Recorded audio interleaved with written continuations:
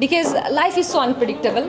So আমি কখনোই এখন এসে বলবো যে অসাধারণ একটা জীবনসঙ্গী পেয়ে অসাধারণ জীবনযাপন করছি, আবার যদি কোনোদিন আমি ঝগড়া করে এসে বলে ফেলি এখানে এসে আমার জীবন তো খুব একটা ভালো যাচ্ছে না, ইজ নট সাপোর্টিং মি, খুব জিনিসটা হাস্যকর হবে।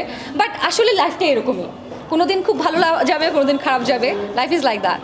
আপু এই যে গ্যাপটা দিচ্ছে, অনেকেই বলছে যে একটু কাজের জায়গা একটু কমে গেছে বা আপনি একটু কাজ কম করতেছেন। It's not because of marriage, it's because of আমার মনে হয় I have got that maturity now যে কোন কাজটা আমার করতে হবে, কোন কাজটা করতে হবে না, কোথায় আপনাদের কোন প্রশ্নের উত্তর কীভাবে দিতে হবে, এটুকু আমি বোঝার শুরু করেছি। দ্যাটস ওয়াই হয়তো আমার কাজের সংখ্যা কমে গেছে। আগে আমি অনেক কাজ করতাম, যেটা বুঝতাম না সেটাও করতাম, যেটা বুঝতাম সেটাও করতাম। সো সেটা কি গ্যাপটা পড়ার পিছনে কারণ কি বড় পর্দায় আসা না? না না না, এটা এরকম না। আচ্ছা, আমার কাছে বড় পর্দা ছোটো পর্দা এটা ম্যাটারই করে না। আমার কাছে গল্প ইজ দ্য থিং। গল্প যদি ভালো হয়, আপনি আমাকে একটা শর্ট ফিল্ম করান বা একটা ছোট্ট যে কোনো একটা ছোট্ট নতুন একটা ইউটিউব চ্যানেল একটা কাজ হোক, বাট গল্প ইজ এভরিথিং। ইটস নেভার, আমার জন্য ম্যাটারই করে না এটা বড় পর্দা ছোটো পর্দা। হ্যাঁ, রাজনীতিতে যুক্ত হবেন কিনা?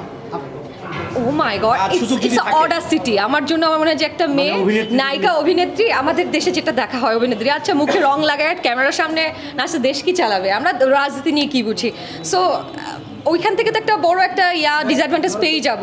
বাট স্টিল যদি সুযোগ আসে তাহলে কেন, মানে আমার মনে হয় শুধু পলিটিক্স দিয়ে না, আপনি চাইলে যে কোনো জায়গা থেকে দেশের জন্য কাজ করতে পারেন। পলিটিক্সে এসেই দেশের জন্য কাজ করতে হবে, ইটস নট নেসেসারি। যদি আপনাকে সুযোগ দেওয়া হয় যে সরকারে আসার জন্য যে কোনো একটা মন্ত্রণালয়ের দায়িত্ব দিতে, আপনি কোন মন্ত্রণালয়ের দায়িত্বটা নেবেন, কি পরিবর্তন? আমার মনে হয় একটা সরকার পক্ষে চলে গেলে আমি একটু হলেও বায়াসড হয়ে যেতে পারি। আমি বায়াসড হতেই চাই না। আমি মানে একদম নিরপেক্ষ জায়গা থেকে, আমি যখনই ধরেন আমি একটা নির্দিষ্ট রাজনৈতিক দলে জয়েন করলাম, আপনি আমাকে নিয়ে অনেক কিছুই বলতে পারবেন, আমি দলের বাইরে যে হয়তো আমার অবস্থানের জন্য হয়তো কিছু করতে পারবো না। সো এটা আমার মনে হয় একটা বাধা। আরও রাজনীতি করলে দেশের জন্য কাজ করাটা আমার মনে হয় কম্পারেটিভলি কঠিন, আরও আপনাকে অনেক প্রশ্নের সম্মুখীন হতে হয়। অনেকেই বলে যে শিল্পীদের সেই পুরোনোটা বাড়ি ভেঙে আপনি সুন্দর একটা বাড়ি করতে যাচ্ছেন, তো যখন বাড়িটা ভাঙবেন তখন তো আপনার আশেপাশে একটু ময়লা হবেই। আপনি কি নতুন বাড়িটা করতে সেই সময়টুকু আপনি দেবেন না?